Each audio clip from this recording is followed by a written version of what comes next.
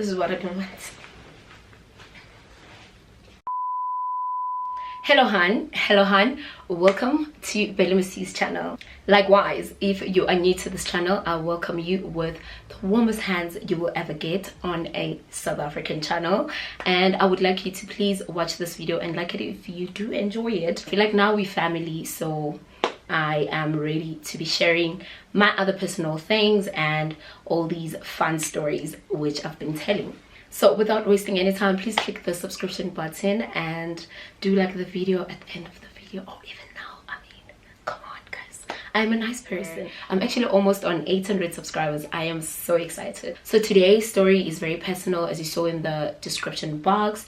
It's actually something that I've been meaning to somehow pour out. It's not something to actually share with a friend, because I don't know, it's like to share with the community or like with you guys, for you to actually share how you feel, or if you actually had an experience, so you actually share back, so that, I don't know, maybe you might teach each other something at the end of the day, which is actually what I feel somehow YouTube should be a platform for, learning and teaching, you know, like you give and you take somehow.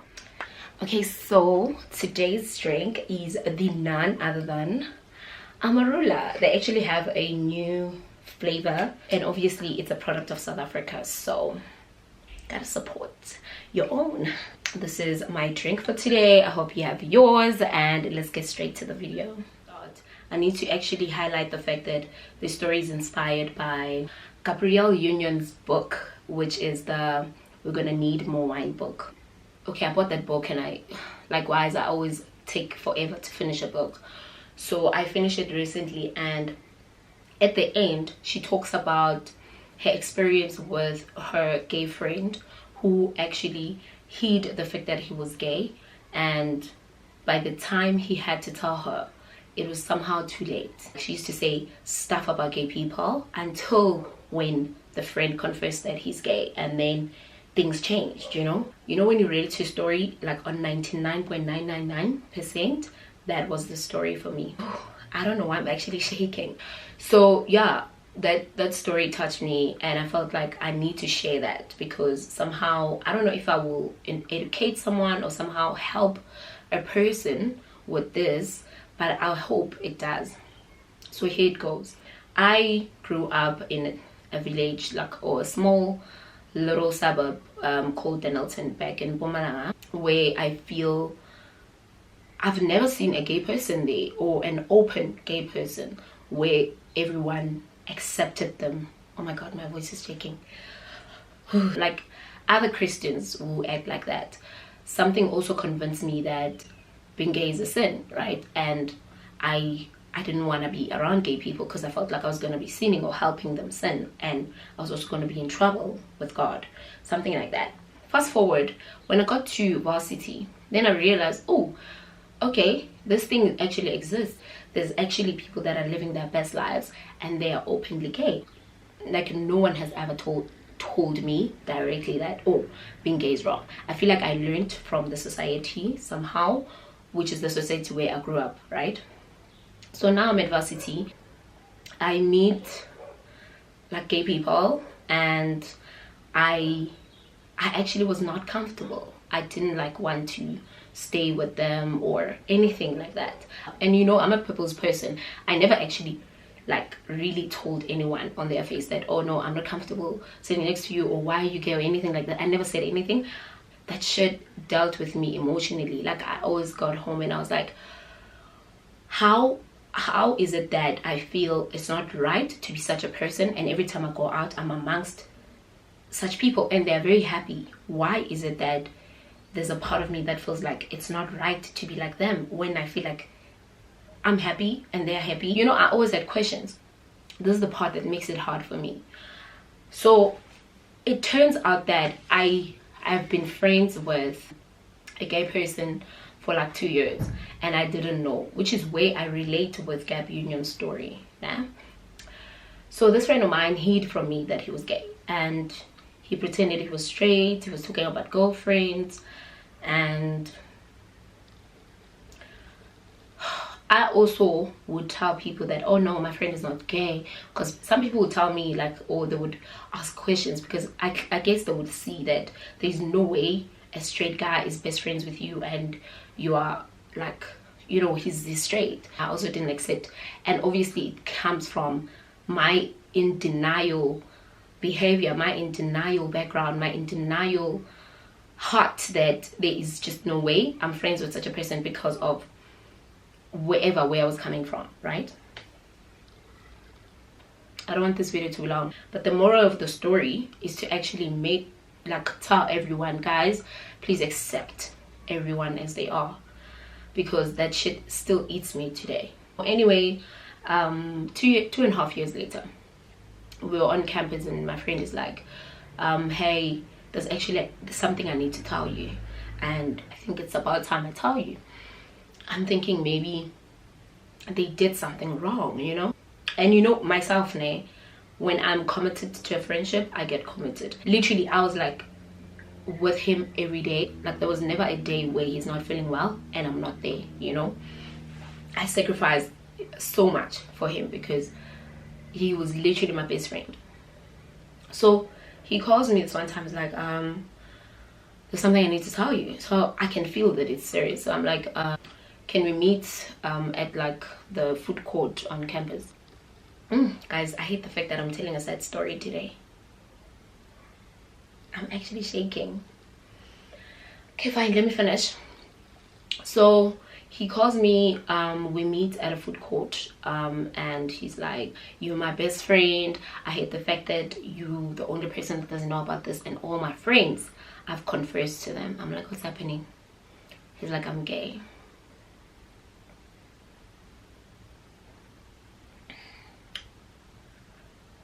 How?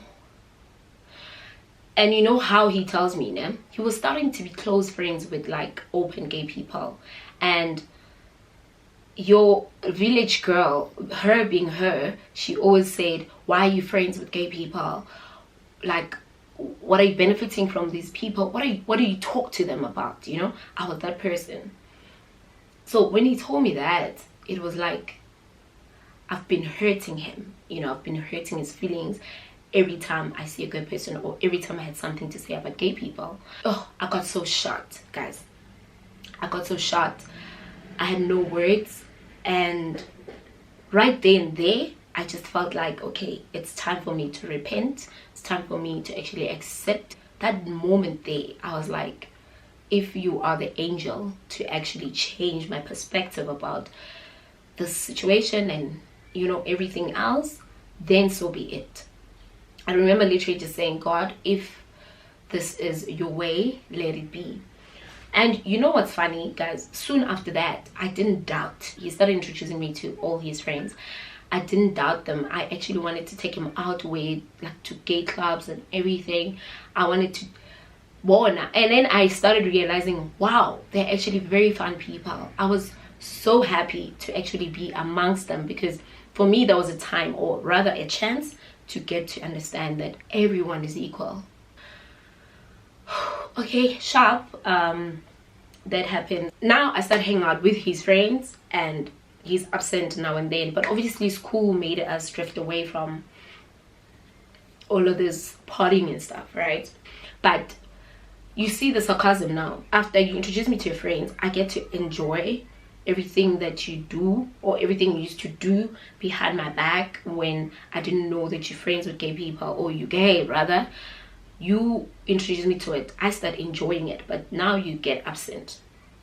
I didn't get it, but the excuse was reasonable. So somehow I got an understanding that, okay, cool, he's busy, school's getting hectic. We all do that. Sometimes we're not available when you're busy. Sharp.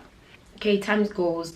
He probably told me around June, July, and then the year ended. The following year, I graduated, and he was doing his final year. And you guys know, final year, that's when you get so serious.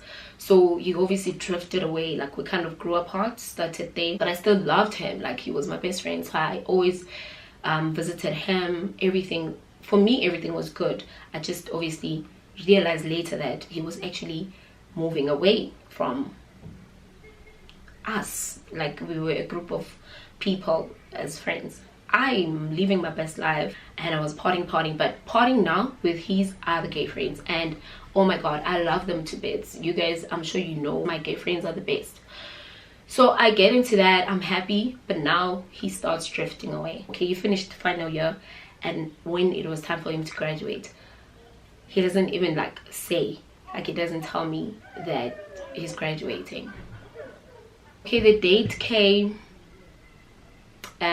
Unfortunately I was working, so I tried to call him to actually say, can I come later, like for celebration and stuff, and there was excuses about him having to leave after he was not gonna stay and stuff. So I was like, okay, that's fine. And then, you know, like you guys know gay people, like we call each other names like bitch, chummy, friend, you know, all of that. So after the grad, I get texts like, look, I am not comfortable anymore, you addressing me as this and that, and I am now a born again. Just understand and accept that I am now a changed person. I'm no more that person. I'm even like, you know, trying to make a joke about it because that's how we were.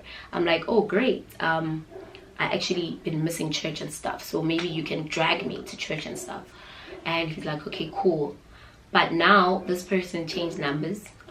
He studied at a different campus, which I actually found out through Facebook because I couldn't get hold of him. I only spoke to him on Facebook, and he was like, oh no, I'm at a different campus, I'll come see you when I have time, which never happened. So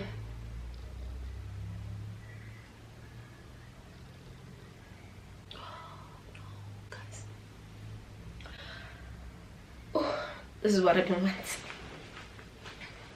Okay, so I feel, you know, I had to just find a way to live with the fact that okay, we're not friends anymore because he's a born again and he's now a different person and we can't hang out anymore. I'm actually very grateful for the friends I met through him because they are such lovely people. I created such best memories. Like, the people that know me, they know my best memories are with my gay friends and obviously my other girlfriends that we were always together. Actually, we were crew. I want to close this.